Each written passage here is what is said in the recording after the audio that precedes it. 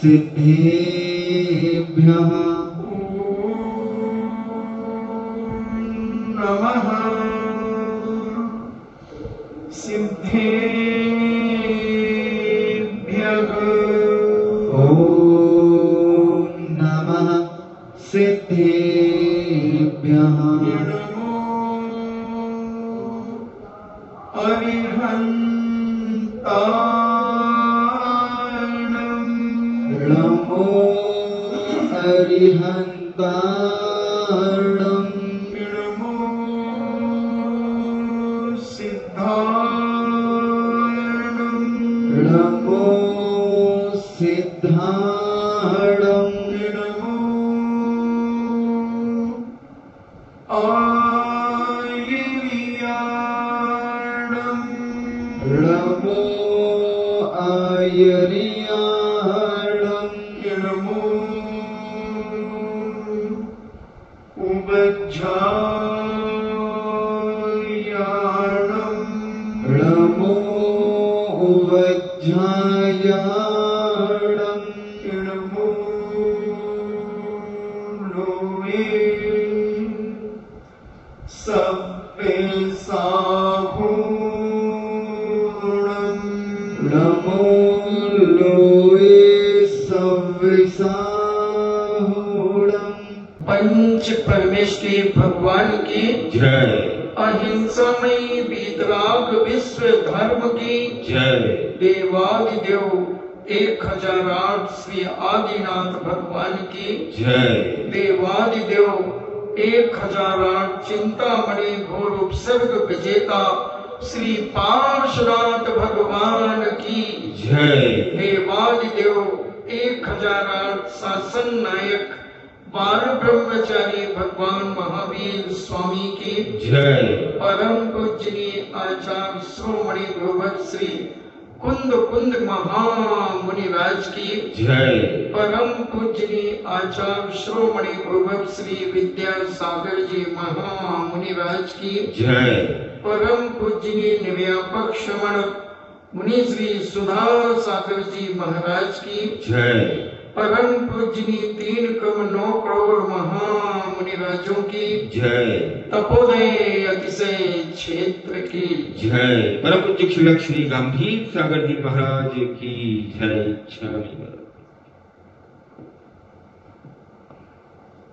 आचार्य परमेश की 10 धर्मों को अपने जीवन में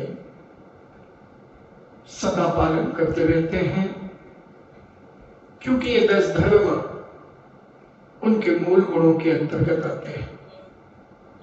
उपाध्याय परमेश की भी उसका पालन करते हैं, साधु परमेश की भी पालन करते हैं।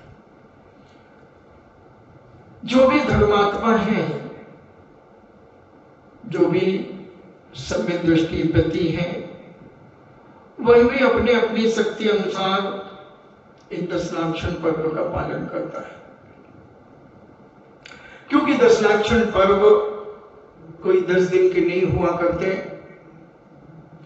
10 लाक्षण पर्व जब से व्यक्ति होश संभालता है, तब से उसे इनका पालन करना चाहिए। क्योंकि हर व्यक्ति क्रोध से डरता है, हर व्यक्ति चाहता है कि हर व्यक्ति क्षमाशील बने, मेरे अंदर भी क्षमा भाव जागे और सामने वाला भी क्षमा से उत्पन्न हो। एक लौकिक दृष्टि से भी देखा जाए तो सामान्य व्यक्ति भी, जो सज्जन पुरुष होते हैं, साधु पुरुष होते हैं, वो बहुत कोशिश करते हैं अपने जीवन में कि मुझे क्रोध ना आए, मैं जितना शांत रह सकूं, सहिष्णु रह सकूं, मैं अभ्यास करते हैं क्रोध को जीतने का। तो क्षमा अपने अंदर धारण करते हैं। जब क्षमा धारण करता है जो व्यक्ति, वह सोचता है कि कभी मुझे अहंकार ना आए, मुझे मान कसाई ना बढ़े, मुझे ईगो मेरे अंदर उत्पन्न ना हो, मुझे घमंड उत्पन्न ना हो। मैं सदा विनम्र बना रहूं, बड़ों की विनय करता रहूं और छोटों को प्यार करता रहूं। ऐसी वह भावना अपने जीवन में मार्ग धर्म के माध्यम से वही धर्मात्मा सम्यक दृष्टि जीव ऐसा चाहता है। धर्मात्मा सम्यक दृष्टि कोशिश करता है कि हे भगवान, मुझसे मायाचारी ना हो, मैं अपने जीवन में इस मायाजाल से रहित होकर के सहज और सरल अपनी जिंदगी को जियो। क्या रखा इस मायाचारी छल कपट करने से? जिन जिन ने मायाचारी और छल कपट किया उनकी दुर्दशा और दशा बिगड़ गई। ऐसा धर्मात्मा तृष्णा और लोभ के बारे में भी विचार करता है। क्या करूंगा संसार की इतनी चीजों को अपने पास रख करके, अनादि काल से इतनी चीजें रखी, क्या हुआ? मरते समय सब यही छूट जाती है। कितना छल कपट करके, तृष्णाएं करके, मायाचारी करके हम ये लोभ करते हैं, इकट्ठा करते हैं, कौड़ी कौड़ी माया जोड़ते हैं, मगर क्या हमारे साथ जाती है? सब यही पड़ी रह जाती है, कोई और लेकर के चला जाता है। फिर हम इसमें अपने मन को क्यों खराब करें, इस तृष्णा को क्यों बना करके रखें? क्या करोगे? तुम्हारी अलमारी में कोई चीज रखी है, उससे तुम्हें क्या फायदा हो रहा?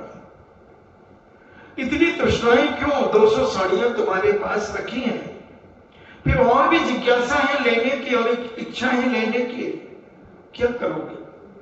205 हो जाएंगी, 210 हो जाएंगी।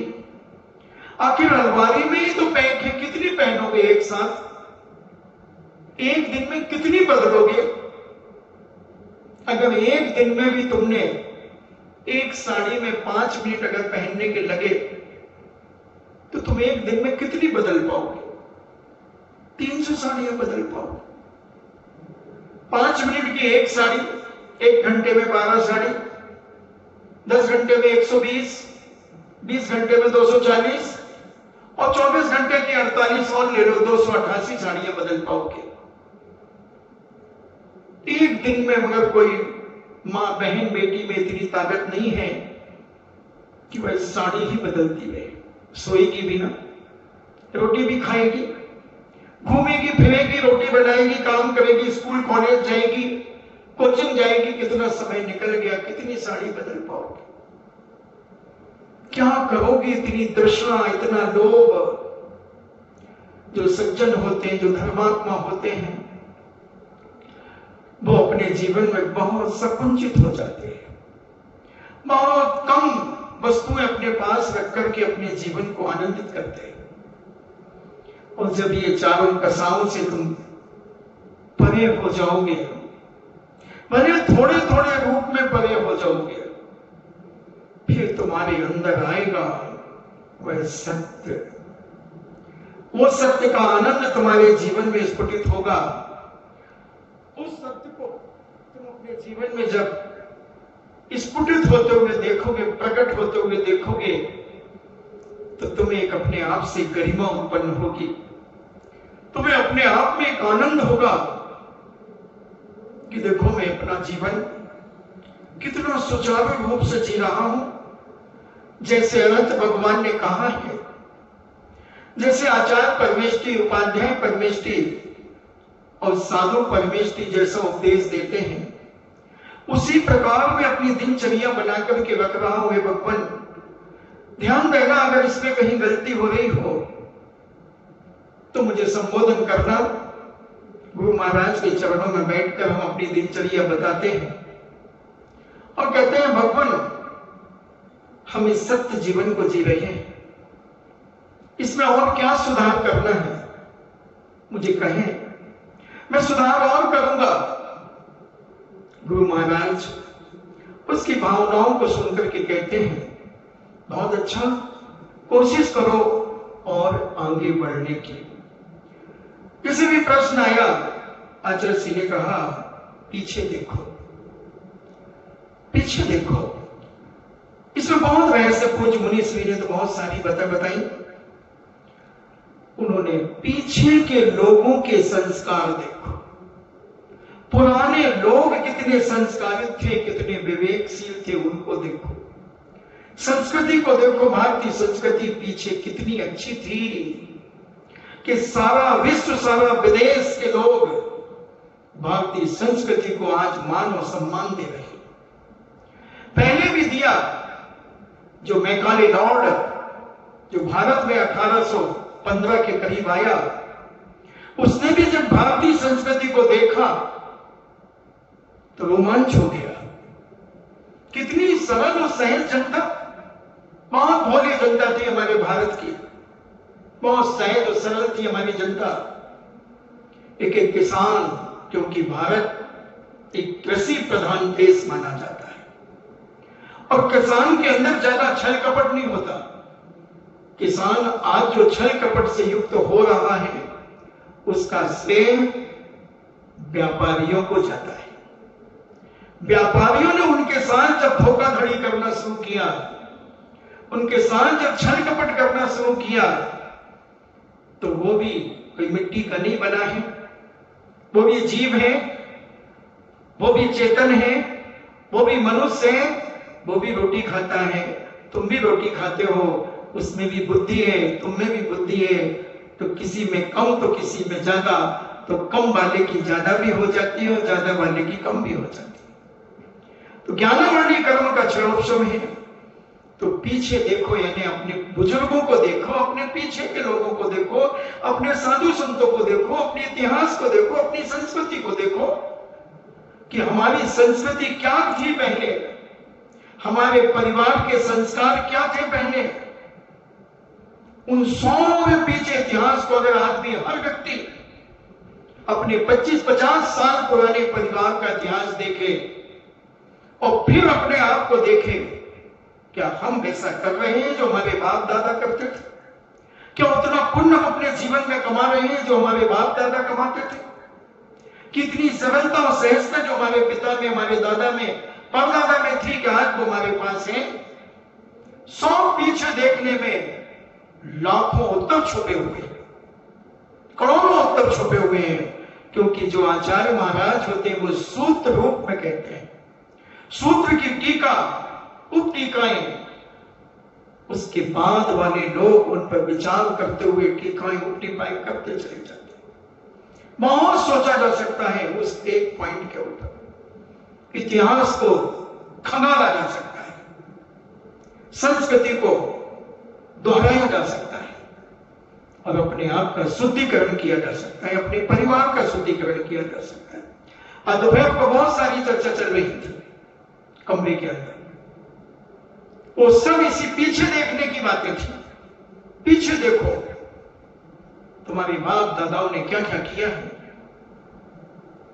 तो ऐसा सत्य हम अपने जीवन में समझें, और जब सत्य हमारे जीवन में समझ में आएगा तो हम नियम से संयमित होते चले जाएंगे, अनुशासित होते चले जाएंगे। और जो व्यक्ति अनुशासित होगा वो तपेगा, वो तपेगा। क्योंकि जब राग देश यहां वहां की बातों से हटेगा तो फिर क्या करेगा?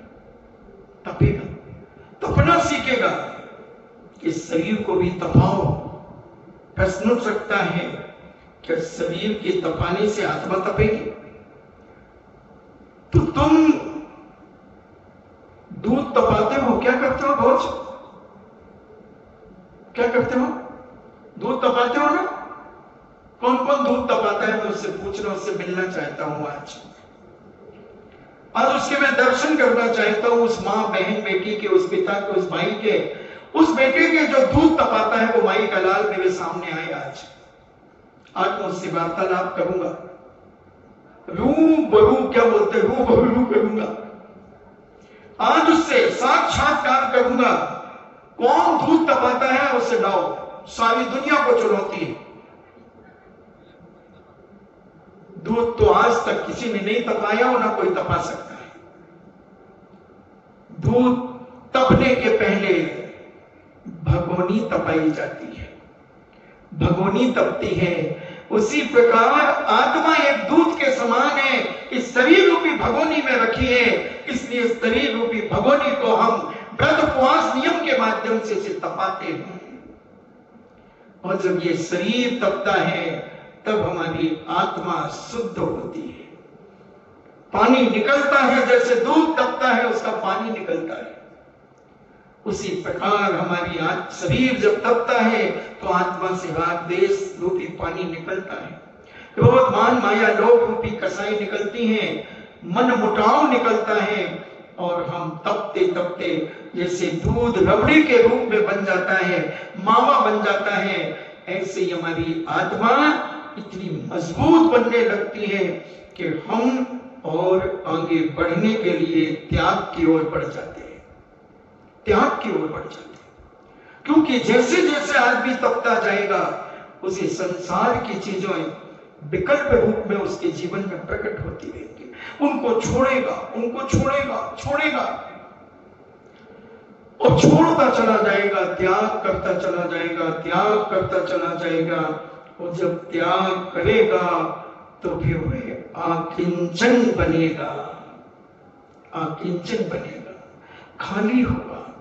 एक आदमी इस मान लीजिए पंडाल में लाखों करोड़ों वस्तुएं रखा हुआ है, करोड़ों वस्तुएं रखी हुई हैं और सुबह से शाम तक बांट रहा है, बांट रहा है, तो वो खाली होगा कि नहीं होगा? होगा, मगर आने का साधन ना हो। जब जनक नंदनी सीता मां ने गर्भ धारण किया तब उसने अपने कोषाध्यक्ष को बुलाया और कहा, सुन, पहले तो राम से कहा कि मुझे दोहिला उठा है श्री सम्मेद शिखर जाने का, इस पृथ्वी पर जितने जिनालय हैं उनके दर्शन करने का, बड़े बड़े पूजा विधान करने का। रामचंद्र जी ने कहा, ऐसा ही हो, और क्या करना है? बोले दान देने का भी दोहिला उठा है। बोले दो। और रामचंद्र जी की आज्ञा से उन्होंने कोषाध्यक्ष को बुलाया और कहा कि पूरी अयोध्या नगरी में घोषणा कर दो कि जिसके पास जिस चीज की कमी हो राज दरबार से ले जाए, राज दरबार से ले जाए। और वह घोषणा हो गई, लेते चले गए लोग। उसी बीच में सारे नगरवासी श्रेष्ठी वर्ग राज दरबार में आ गया। जब मर्यादा पुरुषोत्तम राम राग रंग में लिप्त थे, दरबारियों ने कहा, महाराज, नगर के श्रेष्ठी आपके दर्शन करने आए हैं।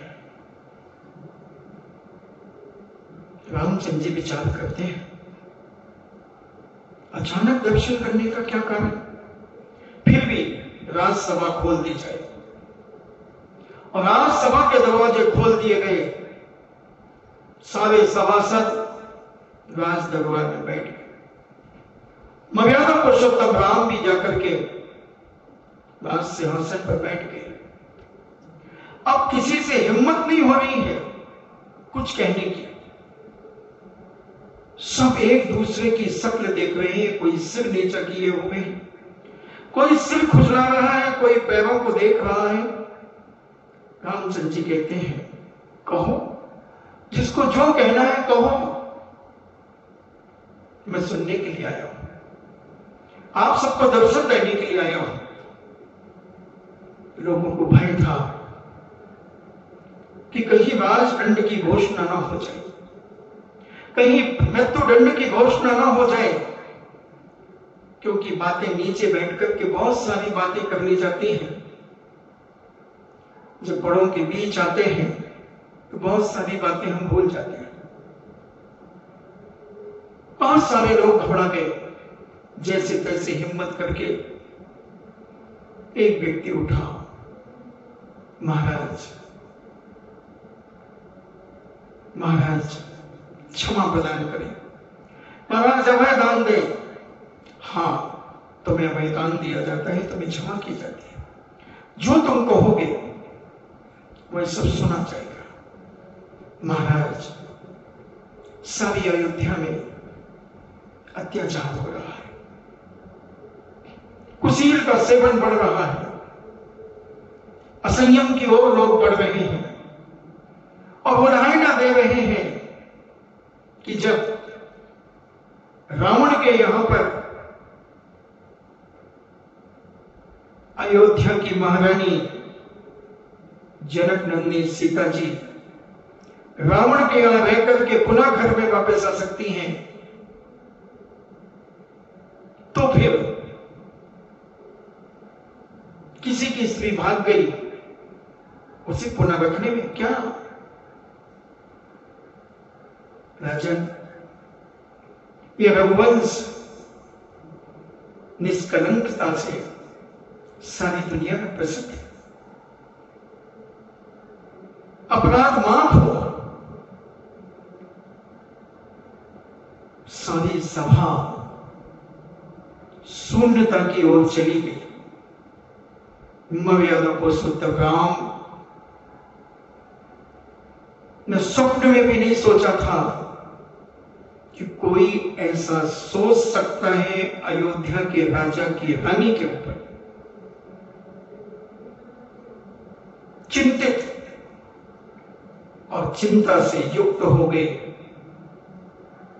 लक्ष्मण आंख बबूले हो गए। लक्ष्मण की आंखें अंगारों जैसे दहकने लगी।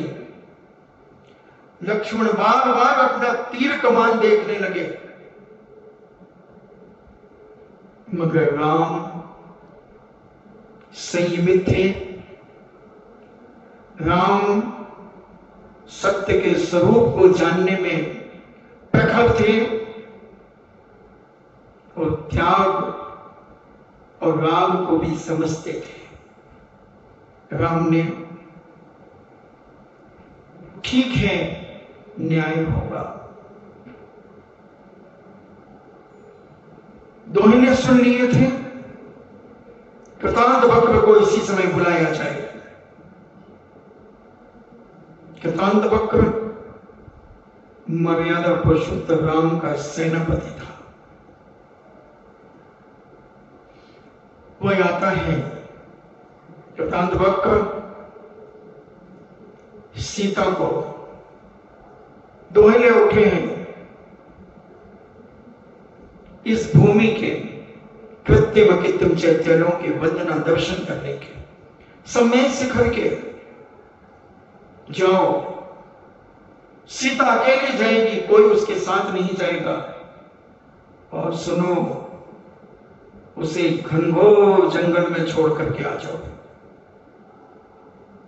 त्याग, अपनों का भी त्याग, संस्कृति और संस्कार को जीवित करने के लिए, लाज और आर को बचाने के लिए, निष्कलंकता का तिलक अपने माथे पर सदा बना रहने के लिए, जिस सीता को एक एक कण कण से पूछा गया था, नदी और नालों से पूछ पूछ करके रास्ता तय किए गए थे, पेड़ और पौधों से पूछ पूछ करके उनके साथ मिलाप करके उसका मिलाप करने के लिए हजारों लाखों सैनिकों को मौत के घाट उतारा गया।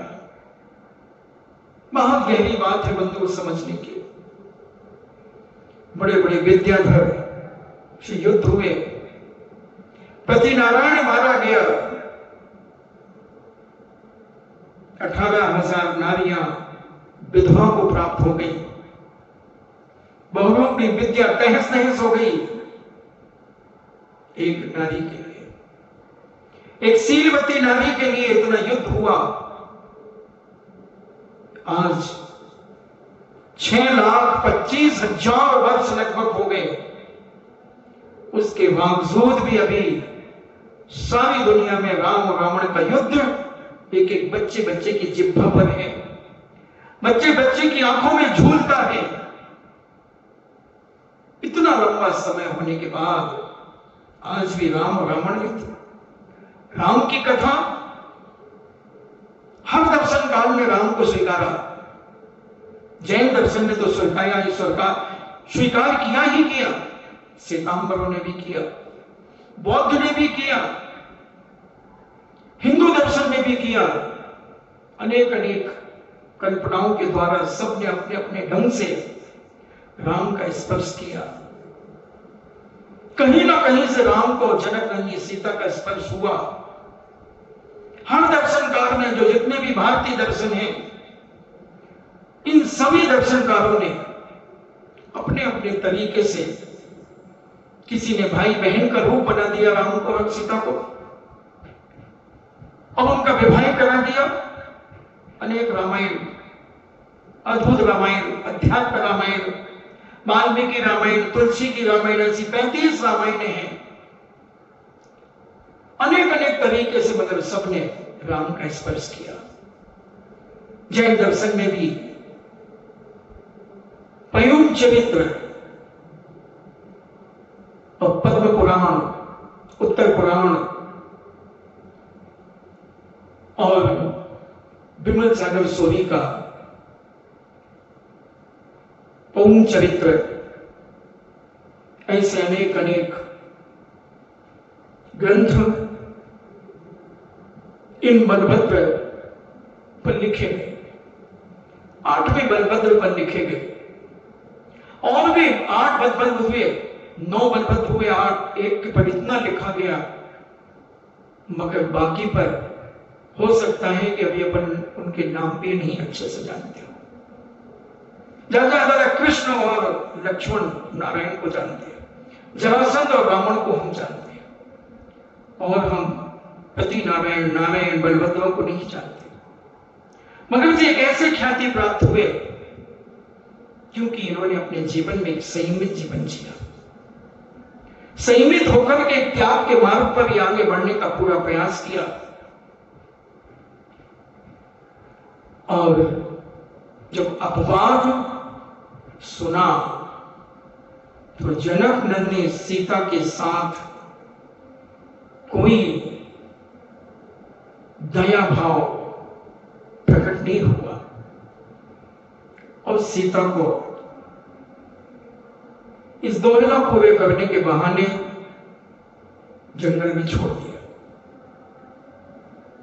वो बात अलग है कि जैन दर्शन के अनुसार वज्रजंग हाथी पकड़ने के लिए उस जंगल में आया था, और हाथी पकड़ करके बड़े उत्साह के साथ वह अपने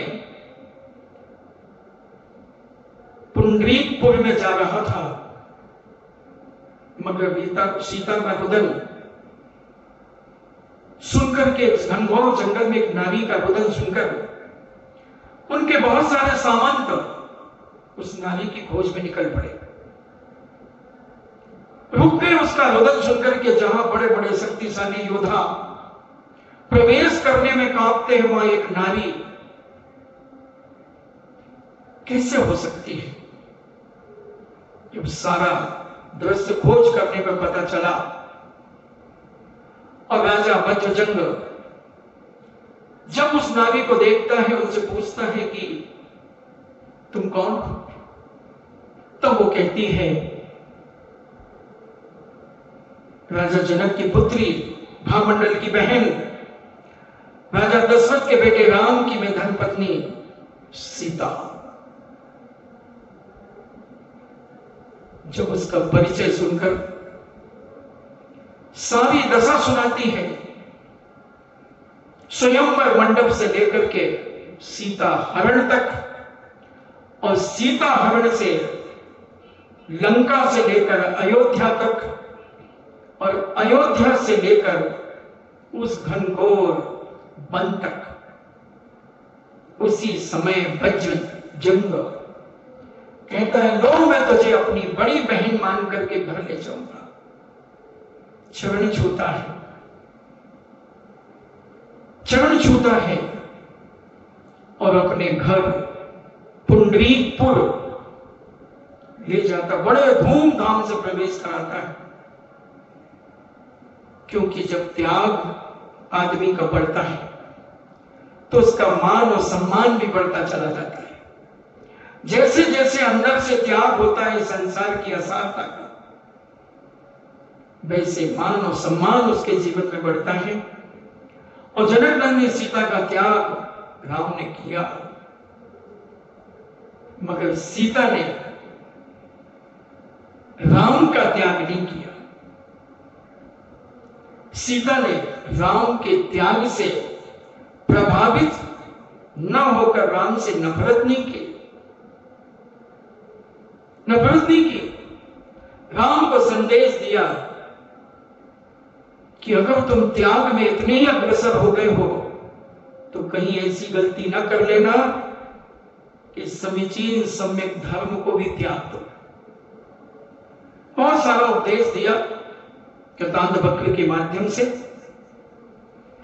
और जनक नंदन सीता वहां रही, वैष्णव दर्शन के अनुसार वाल्मीकि आश्रम में रही, और जैन दर्शन के अनुसार राजा वज्रजंग के राजमहल में रही।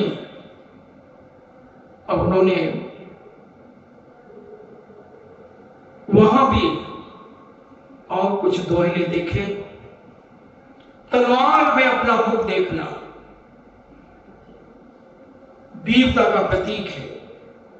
उनके गर्भ में जो बच्चे पल रहे थे वो कितने वीरता को लेकर के पल रहे थे, यह उसका प्रतीक। और राजा राम ने 9 महीने तक इधर किमिच्छदान की घोषणा की। यहां दान चलता रहा, जैसे गर्भ वहां बढ़ता रहा, यहां दान बढ़ता रहा, पुण्य का संचय होता रहा, पुण्य का संचय होता रहा। सीता के नाम से दान होता रहा। भले सीता का त्याग कर दिया, मगर पूरी अयोध्या में जब तक लव कुश का जन्म नहीं हुआ तब तक दान चलता, पूजा पाठ चलते रहे भक्ति भाव से। सब कुछ वहां सीता भी करती रही। और बड़े शक्तिशाली पुत्र मदनांकुश और लवांकुश, फिर उन्हें लवकुश कहने लगे शॉर्ट में। बड़ा उच्च कोटि का जीवन चरित्र। तो त्याग जब बढ़ता है तो लोग आकिंचन की ओर बढ़ते हैं, आकिंचन को समझने का प्रयास करते हैं। और जैसे जैसे हम आकिंचन को प्राप्त होते चले जाते हैं तो हमारे अंदर सब तरफ से मानसिक ब्रह्मचर्य भी प्रवेश करने लगता है। मानसिक ब्रह्मचर्य प्रवेश करने लगता है। भले तुम घर में रह करके भी अकिंचन का रूप अपने जीवन में प्रकट कर सकते। उलझना कम कर दो घर के कामों में, बेटों पर बहुओं पर जिम्मेदारी छोड़ना शुरू कर दो। चाबी तो मैं ही रखूं, मध्यम बहू को 1600 के 1000 कर दे महाराज, मन दे चाबी मत जब तक घर पे प्राण रहे महाराज। मैं खुश हूं अपनी कर धोनी में, मैं को न विश्वास।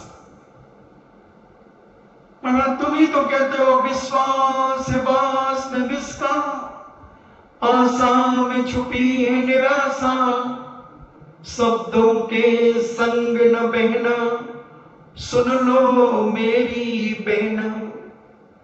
हाँ, किस तरफ किस जगह विश्वास नहीं करना, और आत्म कल्याण अगर करना है तो विश्वास करना। मैं तो कहता हूं चोर को ही साहूकार बना दो। चोर कितनी चोरी करेगा उसी को चाबी सौंप दो। अब किसकी चोरी करेगा? अब छली कपटी किसके साथ छल कपट करेगा? सारी जिम्मेदारी उसके माथे पटक दो ना, तू ही संभाल। मैं तो बस 2 टाइम की रोटी खाऊंगा, तुम्हारे लिए कह रहा हूं, नहीं तो तुम कहो कल से 2 टाइम की खाओगी। हाँ बड़ी आफत है, नहीं तो शाम को बुलाने आ जाओ। चलो बड़ी आफत हो जाती है, इसलिए स्पष्ट करना पड़ता है। और वही अकिंचन प्रवेश होने लगता है जब घर के जितने काम हम अपने ऊपर से हटा करके बहू बेटों पर सौंपते चले जाते हैं। आदमी हल्का होता है और व्रती बनने के लिए अभ्यास करना शुरू कर देता है। व्रती बनने के लिए सबसे पहले पूज्य आचार्य श्री ने जो एक परंपरा चलाई, पिच्छी का परिवर्तन की, कि यह पेक्षिका आपको दी जाती है और आप उस समय ब्रह्मचर्य धारण कर लेते हैं। अभी आकिंचन नहीं हुए, मगर इस पिच्छी को लेकर के आपने ब्रह्मचर्य धारण कर लिया है। भले तुमने अभी ऊपर ऊपर से काय से ब्रह्मचर्य धारण किया है, मानसिकता से कई बार बुरे भाव हो जाते हैं। और जब तुम घर की जिम्मेदारियां धीरे धीरे अपने ऊपर से हटाते चले जाओगे और जब तुम अकिंचन होते चले जाओगे तो तुम धर्मपत्नी से भी हटते जाओगे, धर्मपत्नी तुमसे हटती जाएगी, तुम उससे हटते जाओगे। रहोगे एक ही घर में, मगर जो मानसिकता में जो विकृतियां उत्पन्न होती थी वो विकृतियां साफ होती जाएंगी। जो राग उत्पन्न होता था वो राग अब नहीं होगा। और ऐसा आकिंचन पालन करते करते जब अकेले बचोगे तो पूर्ण ब्रह्मचर्य तुम्हारे जीवन में प्रकट हो जाएगा। अभ्यास करना इस ब्रह्मचर्य के महाव्रत के महात्म से असंयमी जन भी महाविद्या सेवा में तत्पर रहती हुई अच्छी तरह निवास करती है। वह ब्रह्मचर्य नाम से देशव्रत माना जाता है।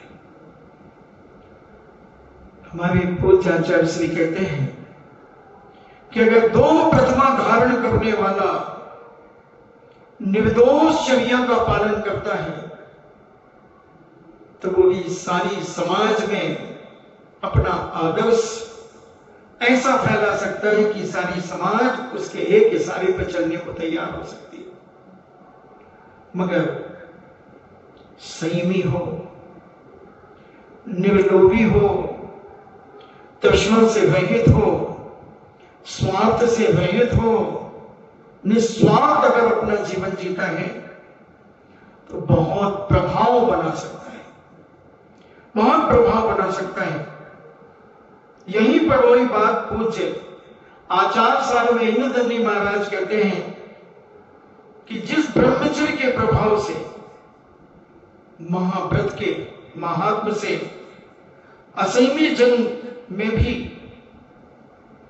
महाविद्याएं सेवा में तत्पर रहती हुई अच्छी तरह निवास करती है,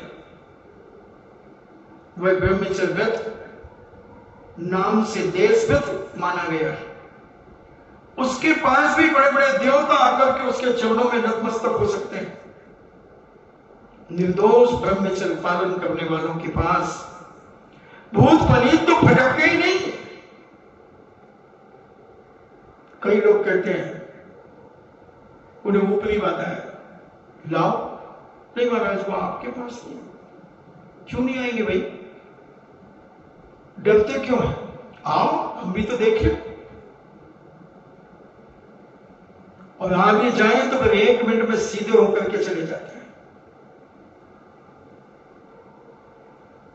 इसलिए जो असंयमी है देवता,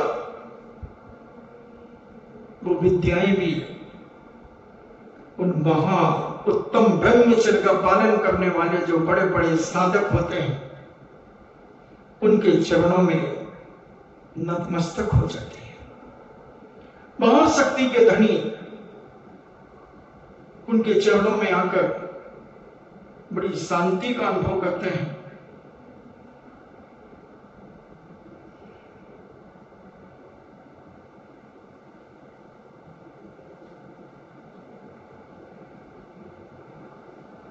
स्वतंत्रता के लिए गुरु रूप ब्रह्म में आचरण करना ब्रह्मचर्य है।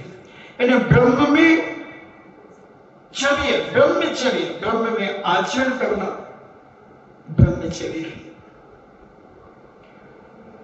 उसमें अपने जीवन को आचरणमय बना लेना ब्रह्म का अर्थ गुरु भी होता है। उनके अधीन अपनी प्रवृत्ति रखना, अपना जीवन उनकी आज्ञा में चलाना, उनके इशारे पर अपने आप को चलाना, वो भी ब्रह्मचर्य है। गुरु ने जो आज्ञा दे दी, जैसा गुरु ने बता दिया वैसा छुचंद नहीं बनना और गुरु की आज्ञा पूर्वक चलना ब्रह्मचर्य कहलाता है। ऐसा पूज्य अकलंक स्वामी अपने राजवार्तिक ग्रंथराज के अंदर घोषणा करते हैं।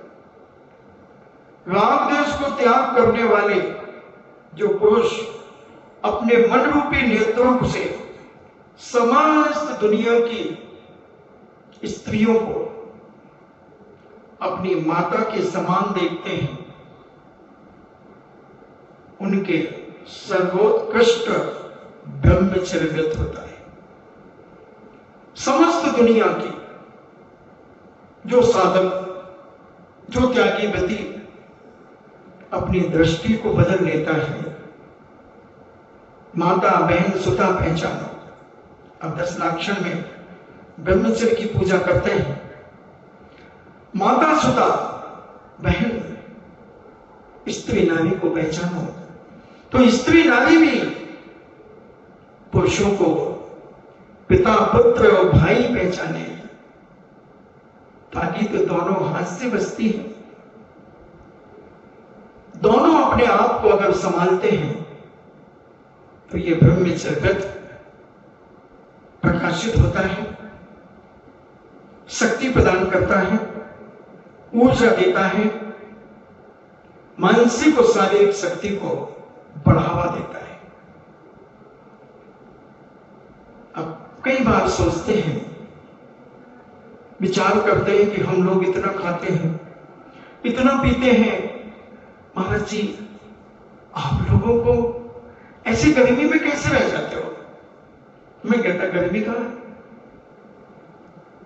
तुम जितना खाओगे, जितना पियोगे, जितना पहनोगे, जितना ओढ़ोगे, जितना सोचोगे, उतनी तुम्हें ठंड लगेगी, उतनी तुम्हें गर्मी लगेगी, उतनी तुम्हें बरसात परेशान करेगी। और जितना तुम हल्के होते जाओगे उतनी ना तुम्हें सर्दी गर्मी बरसात कुछ भी तुम्हें परेशान नहीं करेगी। तुम उसके साथ रम जाते हो तो वो तुम्हारा दम घोंट देती है। और हम उससे दोस्ती नहीं करते, हम उसको त्याग देते हैं, तो वो फिर दूर से खड़ी खड़ी देखती है कि मैं गर्म हवा चला, किसको लगेगी तेरी गर्म हवा? क्योंकि मैं तो अकिंचन समझ चुका हूं। अब ये शरीर मेरा है नहीं, इस शरीर को तुम गर्म हवा लगाएगी तो लगा जा। तो जब किसी को चिढ़ाओ और वो चिढ़े तो मजा आता है ना? और अगर कोई तुम चिढ़ाओ वो चिढ़े नहीं तो उसको मजा नहीं आता। एक दो बार उसे कहो और वो हंस दे, तुम झक मार के अपने आप चले जाओ, इसको तो कोई फर्क ही नहीं पड़ता। ऐसा सच्चा साधु इस प्रकृति जब चिढ़ाती है, प्रकृति जब परेशान करती है, तो वो अपनी मां की गोद में जाता है, जिनवाणी मां की, वह साधक, और कहता है मां लोग कह रहे रोनी तो रही है। हाँ बेटा तब तो रही है, सब लोग डरा रहे हैं, कोई मैं डर मत, जा तू पहाड़ी पे जाके बैठ जा। जाऊंगा? हाँ जा। और जिनवाणी मां का मुनि, सच्चा मुनि तप तपाती हुई शिला के ऊपर जाके बैठ जाता है। बोले चल लू क्या करेगी, चल, मेरी मां ने कहा है कि वहां बैठ जा, तेरा कोई बाल बाका नहीं करेगा। जलेगा तो तेरा शरीर जलेगा, तेरा तो है नहीं, वो तो शरीर जलेगा। जा। और अंदर से ऐसा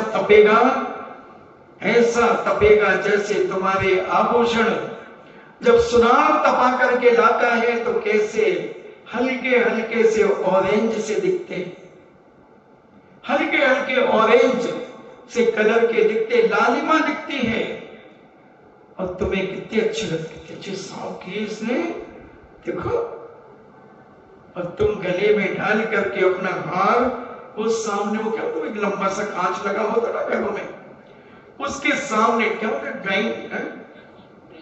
ड्रेसिंग टेबल, उस ड्रेसिंग टेबल के सामने अपना हार देखते हो, और एक सब कर दिया,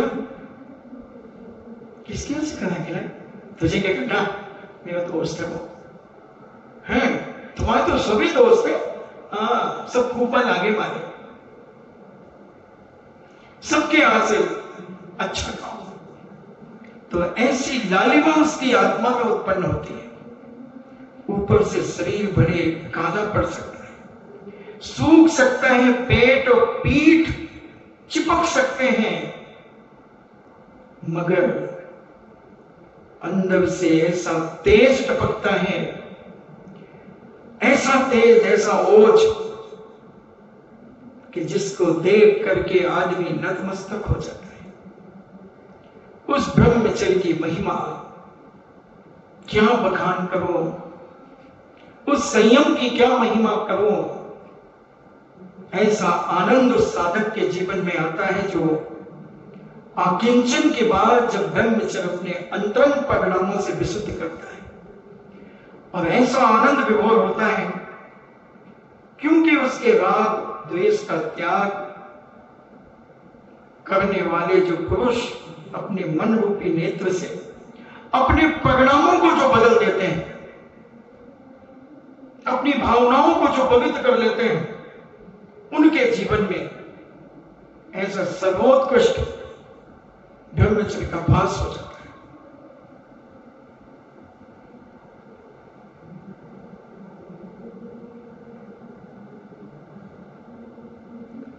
स्त्री पुरुष और नपुंसक अकेले भी रहे, परंतु वेद 9 कर्म के तीप उदय से उन्हें जो स्त्री पुरुष अथवा दोनों की इच्छा होती है परस्पर रमण करने की, ऐसा भाव होता है, वो एक अब्रह्म कहलाता है।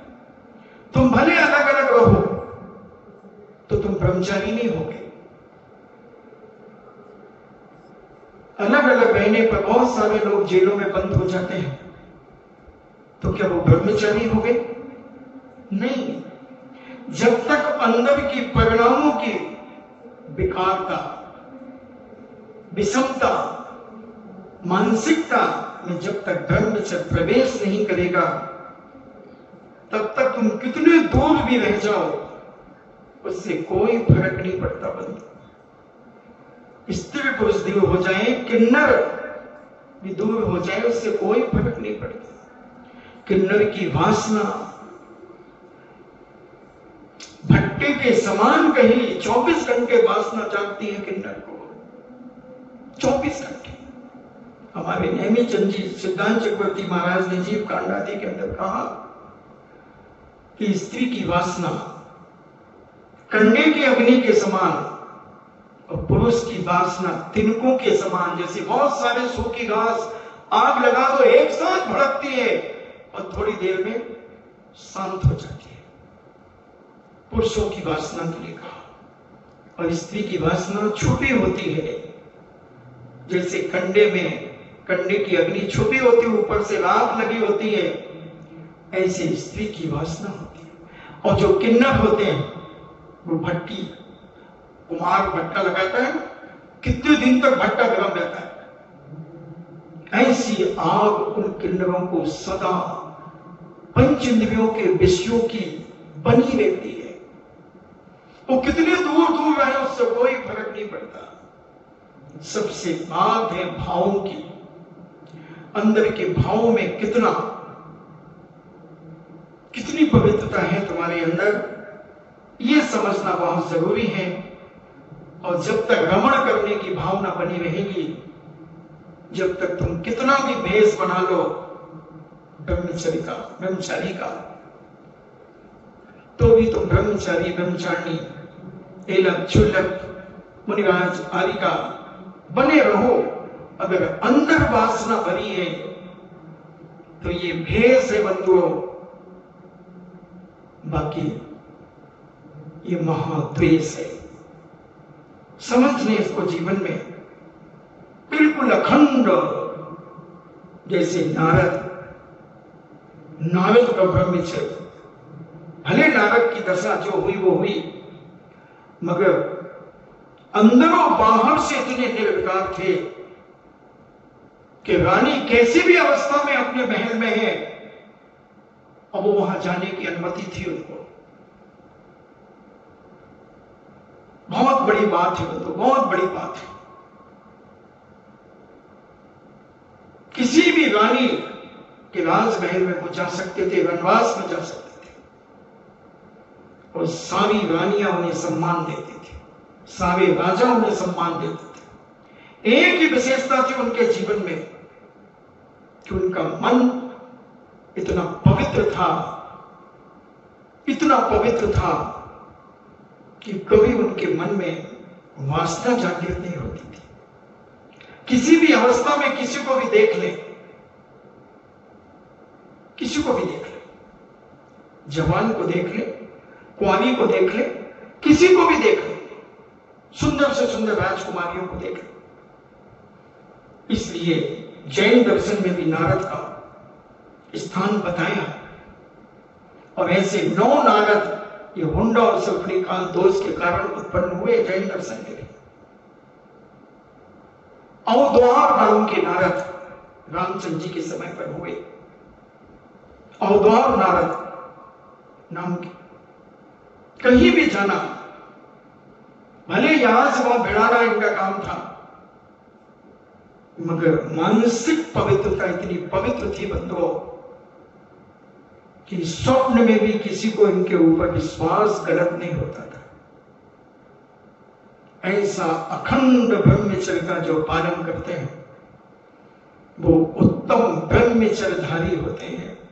बड़े बड़े महातपस्वी मुनिराज, बड़े आचार परमेश की धर्माचार, ऐसे इस ब्रह्मचर्य का पालन करते हुए अपने जीवन को पवित्र बनाते हैं। जो पुण्यात्मा स्त्रियों के सारे सुंदर अंगोपांगों को देखकर राग रूप हुए परिणाम करना छोड़ देता है, वही दुर्धर ब्रह्मचर्य को धारण करता है। जो मुनि स्त्रियों के संग से बचता है, समझना, जो मुनिराज स्त्रियों के संग से बचता है, उनके रूप को नहीं देखता, उनसे राग की कथाएं, हंसी मजाक, ठिठोलियां नहीं करता, उसके 9 ब्रह्मचर्य होता है, 9 कोटि ब्रह्मचर्य होता है। मन वचन काय से कृत कार्य तद्मूर्धन से संभ्रम समागम आरंभ से, ऐसे 9 कोटि पूर्वक कृत कार्य तद्मूर्धन मन वचन काय से, ऐसे 9 कोटि पूर्वक ब्रह्मचर्य उनका होता है। जो स्त्रियों से, माताओं बहनों से दूर होते हैं, उनके रूप रंग को उनको देखते ही नहीं, नजर नहीं उठाते उनके ऊपर, उनसे किसी प्रकार का वार्तालाप नहीं करते, कोई चर्चाएं नहीं करते, ऐसी राग की कथाएं नहीं करते, कोई हंसी मजाक नहीं करते, कोई ऐसे राग से रागान्वित होकर के कोई वार्तालाप नहीं करते। ऐसा बावे कुंद स्वामी, बावे अनुप्रेक्षा जो उनकी हैं, और कार्तिकेय स्वामी कार्तिकेय अनुप्रेक्षा में इस बात को कहते हैं। समझे बंधुओं, ये ब्रह्मचर्य की महिमा, ब्रह्मचर्य का पालन के लिए बहुत सारे नियम होते हैं, और उन नियमों का जब व्यक्ति पालन करता है तब उसके जीवन में यह ब्रह्मचर्य प्रकट होता है। उसकी दृष्टि से पता चल जाता है, उसके देखने के तरीके से पता चल जाता है, उसकी आंखों से पता चल जाता है, उसके बोलने के तरीके से पता चलता है, उसके चलने से पता चलता है, उसके नजरियों से पता चलता है कि इसके अंदर क्या चल रहा है, क्या चल रहा है। पकड़ना है।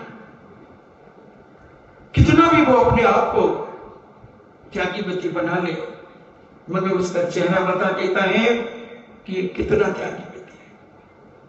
उसके खाने से, पीने से, उसके वस्तुओं की पकड़ से, लेने देने से, बोलने चालने से, सब चीजों से पकड़ में आता है। उसकी संगति किस किस के साथ है, किसके साथ उठता है, किसके साथ बैठता है, कौन कौन बैठता है, क्या बातें चलती हैं, वो सबसे पता चलता है उसके अंतरंग का परिणाम। बहुत बड़ी ताकत है ये ब्रह्मचर्य। इसलिए 10 धर्मों में सबसे आखिरी में रखा ब्रह्मचर्य, सबसे आखिरी में रखा। इसकी पालना, इसकी साधना, इसकी आराधना हम अपने जीवन में करें। गृहस्थ जीवन से शुरू करें, सनई सनई से बढ़ाएं और अपनी शक्ति का परीक्षण करें। अब का समय हो रहा है, हम समझें अपने जीवन में। मैं बताऊंगा किन किन ने कैसे कैसे ब्रह्मचर्यों का पालन किया, किसने अब्रह्म का पालन किया, अब्रह्म का पालन करने वालों की क्या दुर्दशा हुई, ब्रह्मचर्य का पालन करने वालों की क्या दशा हुई, और कैसे कैसे स्थानों पर जिन्होंने चातुर्मास किए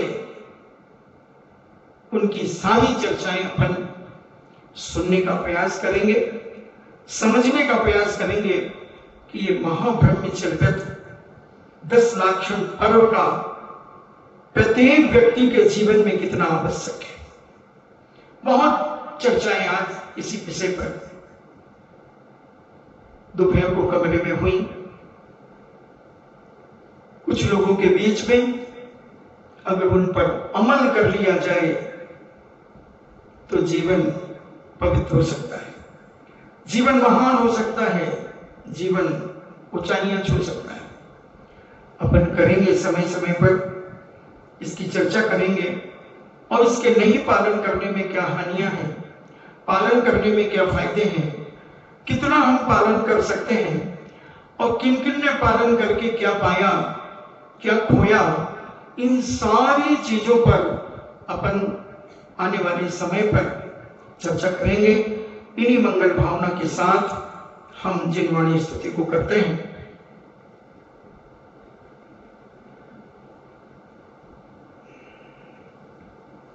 वीरे हिमाचल तेने कैसी गुरु गौतम के मुखे कुंड डरी है,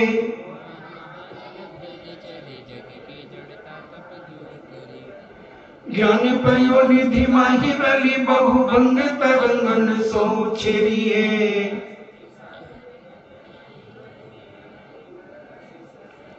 यज्ञ मंदिर में अनिवार्य अज्ञानी अंधेरे छयो अति भारी,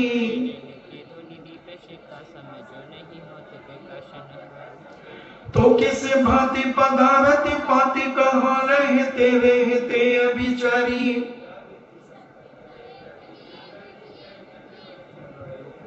जिनवाणी के ज्ञान से सूझे लोकालो, सो वाणी मस्तक धरो सदा दे तू धो।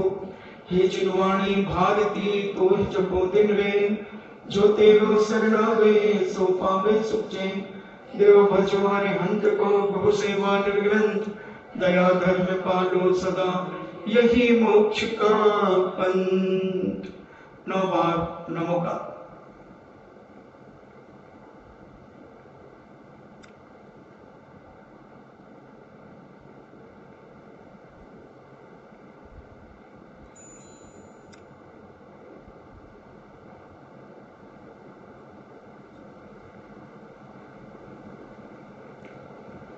परम पूजनी द्वादशांग जिनवाणी माता की, सुत देवता सुत देवता सुत देवता, जैनम जेतु शासनम